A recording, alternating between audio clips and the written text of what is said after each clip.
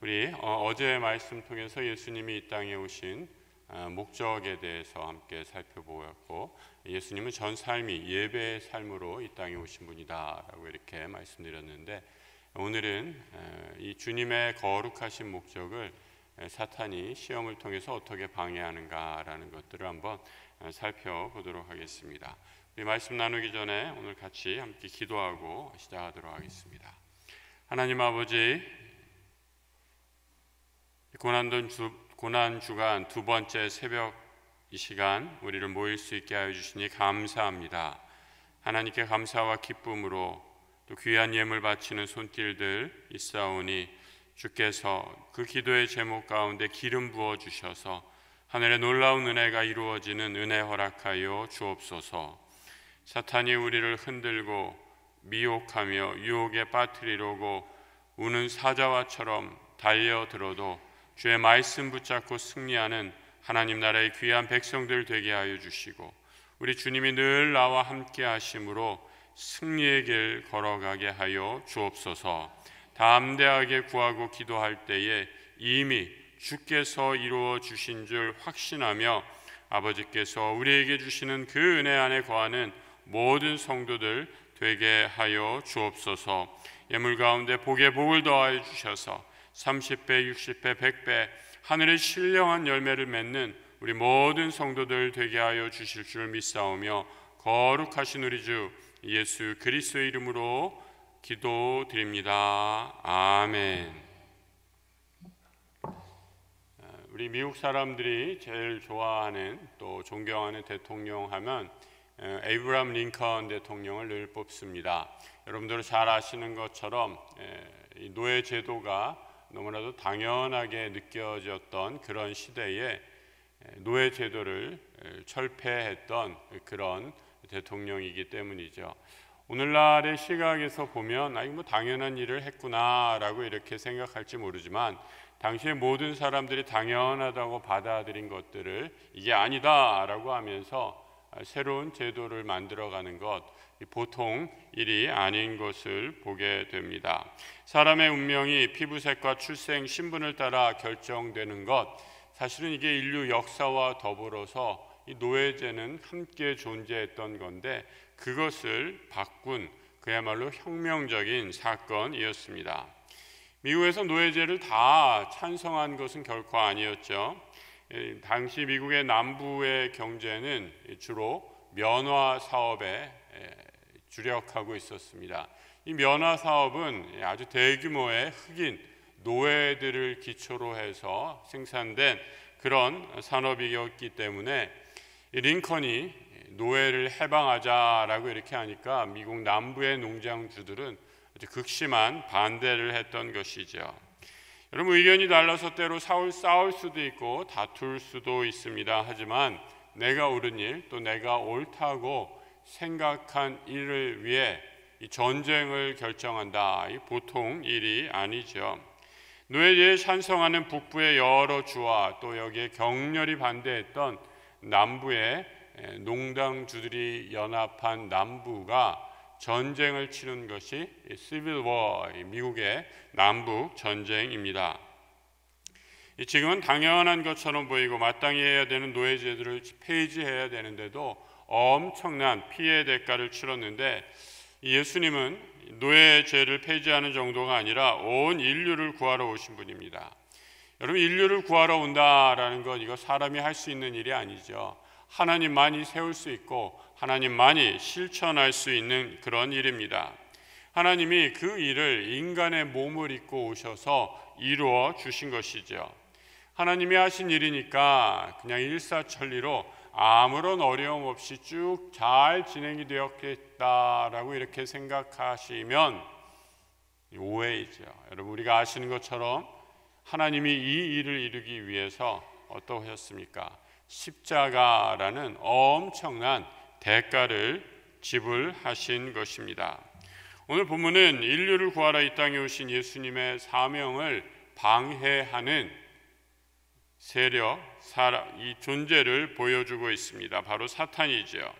예수님은 가장 고귀하고 가장 거룩한 목표를 지니고 이 땅에 오셨는데, 그 일을 사탄이 방해하고 있는 것입니다.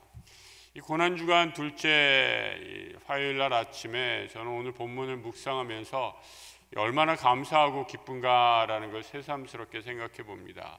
왜 감사하냐고요? 이 사탄도, 예수님도 사탄의 시험을 받았는데 하물며 내가 어려움을 겪는 건 너무나 당연한 일 아니겠습니까? 여러분 혹시 내가 어려움을 겪는 일을 이해하지 못하겠다라고 이렇게 생각하신 분 계십니까? 여러분 주님도 이 땅에서 시험을 겪고 고난을 당하셨습니다. 예수님의 삶의 목적이 무엇입니까? 온 인류의 죄를 사하시고 하나님과 우리 사이에 막힌 모든 담을 허무시기 위함입니다. 이런 고귀한 목적, 온 인류를 구하는 이 거룩한 목적에 반대할 사람이 대체 누구입니까? 아무도 없죠. 아니 인간에게는 그러할 명분도 능력도 없습니다. 그런데 사탄은 이를 방해하고 있는 것입니다. 여러분 하나님의 독생자 아들 예수 그리스도를 사탄이 3번씩이나 시험하는데 하물며 나는 어떻겠습니까? 하나님의 아들을 시험하는 존재가 나를 시험하지 않을 리가 만무하지 않겠습니까? 하나님의 아들을 시험한 사탄의 시험 실패로 돌아갔지만 사탄은 여기서 포기하지 않습니다. 우리가 사탄에게 꼭 하나 배울 점이 있다면 무엇인가? 끝까지 포기하지 않는 거예요. 예수님에게 이미 다 패했는데도, 이미 다 끝났는데도 그래도 지금도 포기하지 않고 우는 사자와 같이 우리를 삼키려고 달려들고 있다라는 것입니다. 우리가 말씀과 기도로 무장하지 않으면 안 되는 이유입니다. 참으로 감사한 것은 이런 사탄의 시험에도 우리 주님, 우리를 능히 감당할 힘을 허락해 주신다라고 말씀하십니다. 고린도전서 10장에 있는 말씀 우리 같이 한번 읽어보도록 하겠습니다. 10장 13절입니다. 소리를 내서 같이 읽어보죠. 시작. 사람이 감당할 시험 밖에는 너희가 당한 것이 없나니 오직 하나님은 미쁘사 너희가 감당하지 못할 시험 당함을 허락하지 아니하시고 시험 당할 즈음에 또한 피할 길을 내사 너희로 능히 감당하게 하시느니라. 시험을 당하여 힘든 분이 계십니까? 여러분 내 믿음이 흔들리어서 또 하나님 사랑이 다 식어져 버려서 혼자 있다라고 이렇게 생각하십니까?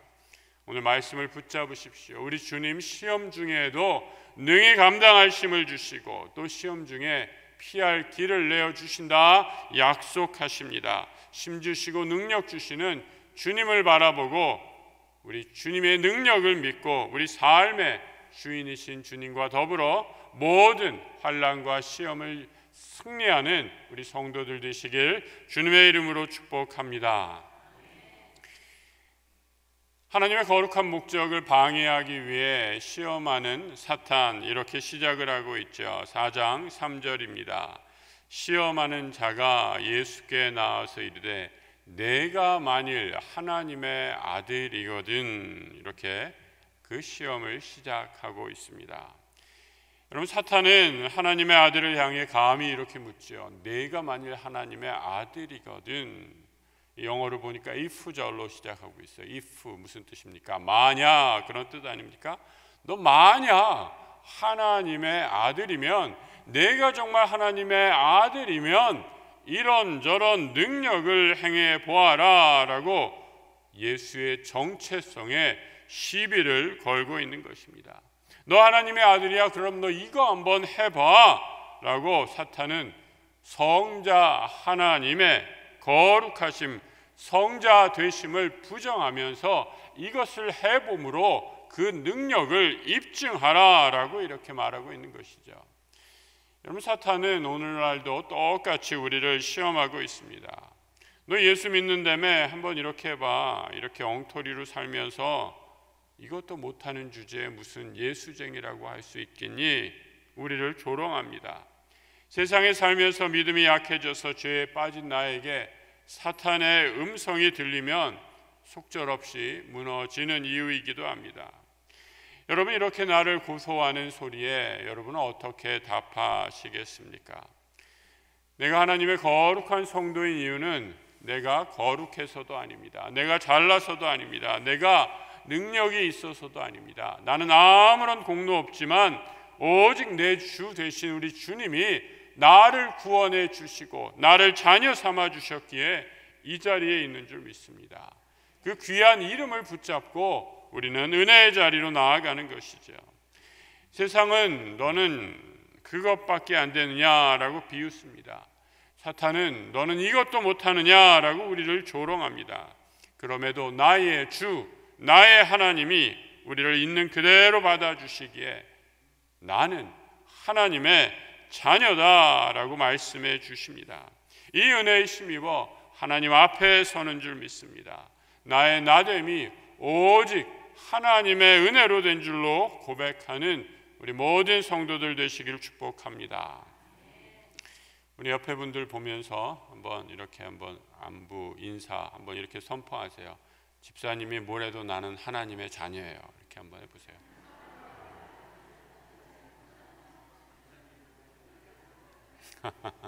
막 그렇다고 옆에 분들한테 막 욕하지 마시고 예, 우리 하나님의 자녀임을 꼭 기억하시기 바랍니다.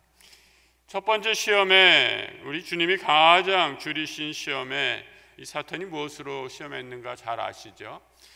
오랫동안 금식하시고 가장 허기진 그 시기에 사탄은 예수를 먹는 것으로 유혹합니다. 야, 이 돌로 떡을 한번 만들어 보라. 너 하나님의 아들이라며 한번 이렇게 이 놀라운 기적을 행해 보라. 능력을 행할 수 있잖아. 너 하나님의 아들이잖아. 그런데 이렇게 배를 곪고만 있으니 사탄이 예수에게 그렇게 살지 말라고 시험하고 있는 거죠. 여러분, 사탄의 시험은 아주 그럴듯하고 합리적인 것 같습니다. 배고픈 사람에게 밥 주는 것, 아니 더 나아가 그 밥을 만드는 것이야말로 얼마나 대단한 일입니까? 누이 좋고 매부 좋고 꼭 먹고 알 먹고 뭐 가래 잡고 도당치고 정말 이런 일 아닙니까? 일타쌍피라고 그러잖아요. 일석이조의 유혹입니다. 돌을 빵으로만 만들 수만 있다면 이스라엘의 모든 백성은 다 예수를 따를 것입니다. 배고픈 식민지 백성에게 빵을 주는 것이야말로 이 땅에 온 메시아가 할 일이 아니겠습니까? 세상의 모든 싸움을 아주 단순화시켜서 여러분, 우리 주변에 있는 세상에 우리 주변의 일들뿐만 아니라 세상에 있는 모든 싸움을 아주 단순화시키면 여러분, 왜 싸움이 난다고 생각하세요? 더 먹고 더 많이 차지하기 위한 그런 싸움 아닙니까? 인생이 삶이 그토록 치열하고 전쟁과 같은 것은 더 많이 차지하기 위해서, 더 많이 소유하기 위해서 전쟁과 같은 그런 삶을 치르고 있는 것 아닙니까? 이것을 이제 조금 고상한 용어로 경제활동 이렇게 얘기하는 것뿐입니다. 여러분, 사탄은 예수에게 이렇게 놀라운 제안을 하는 거죠. 너 하나님의 아들이거든. 이 먹고 사는 문제를 한번 해결해 보라. 지금까지 세상의 어떤 임금도 왕도 해결해 보지 못한 이 문제를 내가 한번 해결해 보라. 그러면 너는 세상에서 그야말로 완전한 메시아로 인정받을 것이다 라고 이렇게 유혹하는 것이죠. 여러분, 이 유혹에 주님이 뭐라고 답하시는가? 오늘 본문 4장 4절에서 이렇게 답하시죠. 같이 한번 읽어보겠습니다. 예수께서 대답하여 이르시되 기록되었으되 사람이 떡으로만 살 것이 아니요 하나님의 입으로부터 나오는 모든 말씀으로 살 것이라 하였느니라. 사람이 떡으로만 살 것이 아니요 하나님의 입으로 나오는 모든 말씀으로 살 것이다. 신명기 8장을 말씀 인용하시면서 인간이 어떠한 존재인가라는 것을 분명히 밝혀주십니다. 인간은 떡만 먹고 빵만 먹고 사는 그런 존재가 아닙니다. 말씀으로 사는 존재임을 가르쳐 주십니다. 우리 주님이 우리 본문에는 떡이라고 번역했지만 이 주식을 의미합니다. 우리가 늘 먹고 사는 것. 여러분 떡을 매일 먹고 사는 분은 떡이라고 하셔도 되고요. 빵, 밥, 우리에겐 밥이 되겠죠. 밥만 먹고 사는 것이 아니다라는 것입니다. 밥이 필요 없다, 먹지 말아라 라고 말씀하시는 것이 결코 아니에요. 밥만 먹고 살 수는 없는 존재다. 그러며 말씀으로 살아야 한다라고 가르쳐 주시는 것이죠. 이 아프리카에서 오랫동안 선교하시는 선교사님이 그런 간증처럼 말씀을 들었습니다. 아주 가난한 최빈국에서 오랫동안 활동하는데 이제 이 사람들과 점점 가까운 친교, 이 사귐이 생기게 되면 드디어 이제 집으로 초대한다는 거예요. 이게 집이라는 게 여러분 그야말로 그냥 완전히 난민촌과 같은 지붕도 없고 그냥 시멘트 돌로 그냥 몇 개 세우는 그야말로 허접하기 이를 데 없는 것을 집이다라고 해놓고 살고 있는 거죠. 먹을 것도 없고 아이들은 교육비가 없어서 학교에도 보내지 못하고 어디가 집 아니고 어디가 집 바깥인지 구별도 안 되는 그런 아주 형편없는 곳에 사는데도 거기 이렇게 가면서 깜짝 놀랐다라는 거예요. 뭐가 이렇게 놀라셨는데요? 그런데 목사님, 이 안에 들어가 보니까 TV도 있고 심지어 안테나도 있어요. DVD 플레이어까지 장만해서 보고 있더라라는 겁니다. 그러면서 아이들이 먹는 것보다 저런 TV 보는 걸 훨씬 더 좋아해요 라고 이렇게 말씀하는 거예요. 무슨 말입니까? 인간이 하루에 꼭 필요한 최소 칼로리는 한 2,400kcal면 족하다라는 거예요. 이 최빈국 물가로, 지구상에서 가장 가난한 국가의 물가로 환산하면 우리 돈 1,000원이면 하루 충분히 살 수 있습니다. 물론 최빈국 기준, 우리나라에서 1,000원으로는 못 살겠죠. 그런데 여러분, 세계에서 가장 가난한 나라에 가서 1,000원, 우리 돈 1,000원이면 하루를 너끈히 살 수 있다라는 거예요. 먹고 사는 문제, 정말 작은 돈만 있으면 해결이 됩니다. 육체의 허기보다 더 필요로 하는 것, 인간은 정신적인 허기, 영적인 허기가 채워져야 사는 존재다라는 것을 말해주는 거죠. 그래서 우리 주님은 사람은 밥만 먹고 사는 존재가 아님을 가르쳐 주고 있습니다. 현대인들은 밥이 아니라 하나님의 말씀으로 사는 존재인데 이 다른 것들로 영적인 허기를 채우려고 합니다.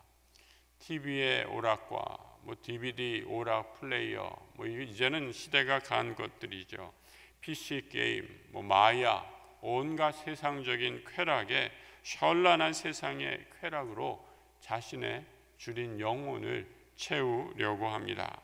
하나님은 우리 영혼을 세상의 것으로 채워주시는 이 모든 인간의 노고, 이 수고를 질타하시면서 이 땅에 참 생명의 밥으로 오신 분이십니다. 바로 예수님이 우리의 영적인 허기를 채워주시는 참된 생명의 양식 되십니다. 우리 이 아침에 우리 한번 이렇게 소리내서 고백해 보겠습니다. 생명의 떡이신 주님으로만 살겠습니다. 이 귀한 고백이 우리 모든 성도들에게 있으시기를 축복합니다. 우리 두 번째 시험, 우리 본문 5절 이하에서 이렇게 나오고 있죠. 또 한번 같이 읽어봅니다. 이에 마귀가 예수를 거룩한 성으로 데려다가 성전 꼭대기에 세우고 이르시되 내가 만일 하나님의 아들이거든 뛰어내리라 기록되었으되 그가 너를 위하여 그의 사자들을 명하시리니 그들이 손으로 너를 받들어 발이 돌에 부딪히지 않게 하리로다 하였느니라. 높은 곳에서 뛰어내리면 다른 이는 몰라도 하나님이 너를 지키시지는 않겠느냐라고 말씀하는 겁니다.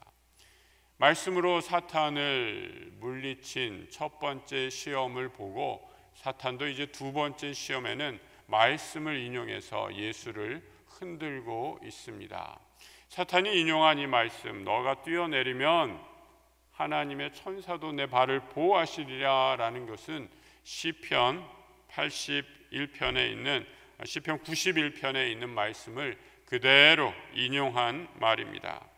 사탄의 논리는 아주 단순하죠.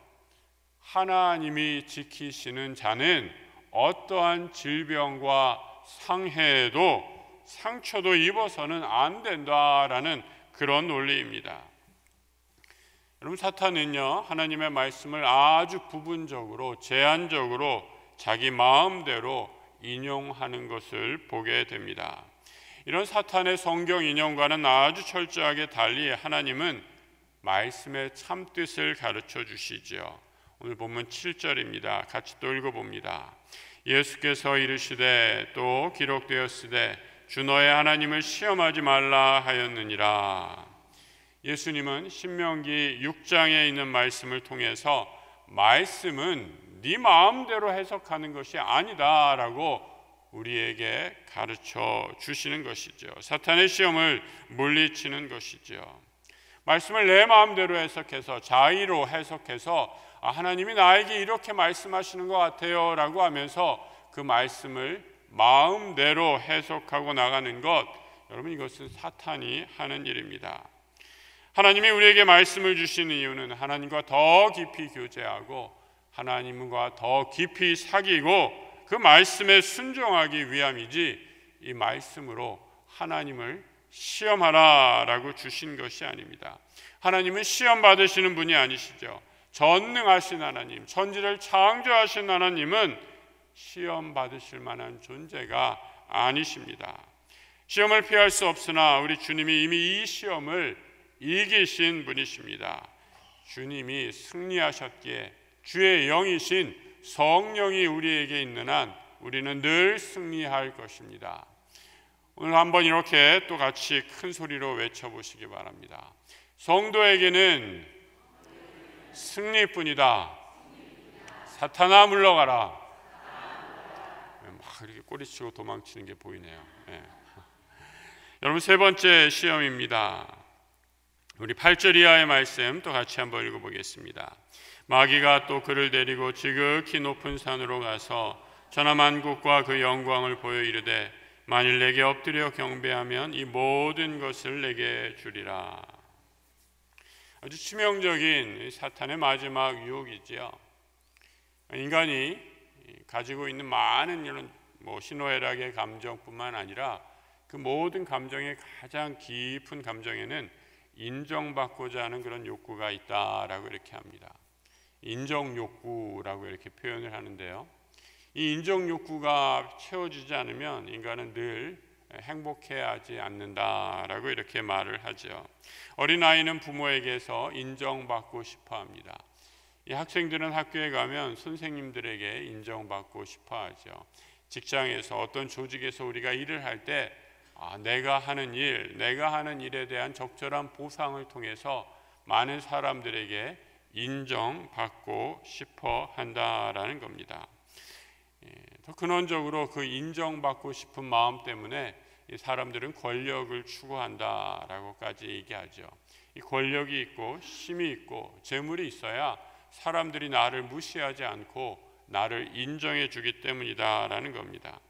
사탄은 지금 예수에게 천하 만국의 영광을 다 보여주고 있습니다. 그리고 이 영광을 보여주면서 네가 만일 나에게 절하면 세상의 온 영예와 영광을 너에게 주리라라고 주님을 유혹하고 있는 것이죠. 여러분, 세상의 모든 영광, 이 땅의 왕으로 오신 주님께서 누려야 할 마땅한 그런 지위, 또 그러한 대우 아닙니까? 그런데 이 조건이 딱 한 가지 붙었죠. 내가 만일 나에게 엎드리면 그렇게 해주겠다라는 겁니다. 여러분, 이 사탄의 마지막 유혹에 대해서 주님이 이렇게 물리치시고 계시죠. 4장 10절입니다. 또 같이 읽어봅니다. 이에 예수께서 말씀하시되 사탄아 물러가라 기록되었으되 주 너의 하나님께 경배하고 다만 그를 섬기라 하였느니라. 주님이 이 땅에 오신 목적, 우리 주님은 너무나 분명히 알고 계셨죠. 어제 말씀드린 것처럼 하나님께만 전적으로 순종하며 하나님께만 전적으로 예배하는 그런 삶으로 이 땅에 오신 분입니다. 주님이 마귀와 타협했다면 우리의 구원은 완성되지 못했을 것입니다. 하지만 예수는 십자가라는 고난 앞에서도 내 뜻대로 마옵시고 아버지의 뜻대로 하옵소서라고 하면서 끝까지 순종의 길을 걸어가신 것이죠. 기도하며 온전한 예배자로 사신 것입니다. 성도 여러분, 우리가 주님을 경배한다라는 것은 내 삶이 잘 풀리고 모든 것이 건강하고 만사형통할 때 그때에만 예배드리러 나오는 것이 아닙니다. 우리가 주님께 경배한다는 것은 내 삶이 하나도 되는 일이 없고 이것저것 풀리는 일이 없을 때라도 주님께 엎드려 경배한다라는 뜻입니다. 매일매일 닥치는 삶의 어려움 가운데서도 여러분 사탄의 유혹에 대해서도 한번 이렇게 선포하며 외치겠습니다. 한번 이렇게 소리내서 잠도 달아날 겸 한번 큰 소리로 외쳐보세요. 하나님만 섬기며 예배하겠습니다. 네, 여러분 이 결단에 사탄도 물러가고 우리에게 하나님의 영을 부어주실 줄 믿습니다. 사탄의 시험을 이기시고 주님은 본격적으로 그의 공생애를 시작하시는 것을 보게 되죠. 우리도 때로 이런저런 시험과 환난을 만나게 될 때 그 시험과 환난 어디서 오는 것인지 다 알고 깨달을 수는 없습니다. 그런데 여러분 이런 환난을 통해서 우리는 예수의 제자로 점점 자라가는 것을 보게 됩니다. 여러분 한번 생각해 보시기 바랍니다. 왜 우리에게 이런 어려움과 환난이 닥칠까? 하나님은 전능하신 분이십니다. 하나님은 전능하심으로 그 능력으로 요셉을 옥에 갇히게 않게 할 수 있었습니다. 다니엘을 사자굴에서 꺼내는 것이 아니라 아예 사자굴에 들어가지 않도록 지키시고 보호하실 수도 있습니다. 예레미야가 눈물의 골짜기 그 구덩이에 빠져서 온갖 수모와 고초를 당하지 않게 하실 수도 있었습니다. 바울이 탄 배가 난파되어서 죽을 고비를 넘기는 그런 일을 당하지 않게 하실 수도 있는 전능하신 하나님입니다. 그런데 성경은 아시는 것처럼 어느 것 하나도 하나님이 이런 일이 일어나지 않도록 하셨다라고 이렇게 기록해 주고 있지 않습니다. 어떤 일이 일어났습니까? 그대로 그들은 그 고난의 깊은 어두운 골짜기에 빠졌습니다. 하지만 그들은 바로 그곳에서 하나님을 만났던 것이죠. 성경의 믿음의 사람은 시험과 환난을 통해 그들이 하나님께 한 걸음 더 나아갔으며 그 고난 속에서 하나님이 그들에게 맡기신 사명을 더 분명히 깨달았다라고 말씀해 주고 있습니다. 고난 중에서도 하나님의 승리를 우리 주님이 약속해 주셨기 때문입니다. 요한복음 16장 33절의 말씀이죠. 같이 한번 소리내서 읽어보겠습니다. 너희에게 이르는 것은 너희로 내 안에서 평안을 누리게 하려 함이라. 세상에서는 너희가 환난을 당하나 담대하라. 내가 세상을 이기었노라. 예수를 믿으면 모든 환난에서 벗어난다는 거짓 복음에 속지 마시기 바랍니다. 주님이 주신 복음은 고난이 있는 십자가를 통과한 복음입니다. 이 고난이 없으면 우리의 믿음은 결코 성장하고 성숙해지지 못합니다.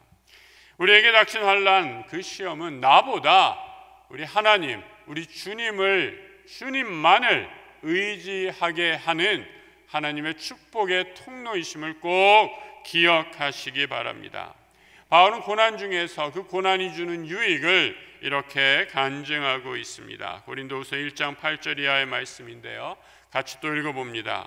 형제들아, 우리가 아시아에서 당한 환난을 너희가 모르기를 원하지 아니하노니 심에게 없도록 심한 고난을 당하여 살 소망까지 끊어지고 우리는 우리 자신이 사형 선고를 받을 줄 알았으니 이는 우리로 자기를 의지하지 말고 오직 죽은 자를 다시 살리시는 하나님만 의지하게 하심이라.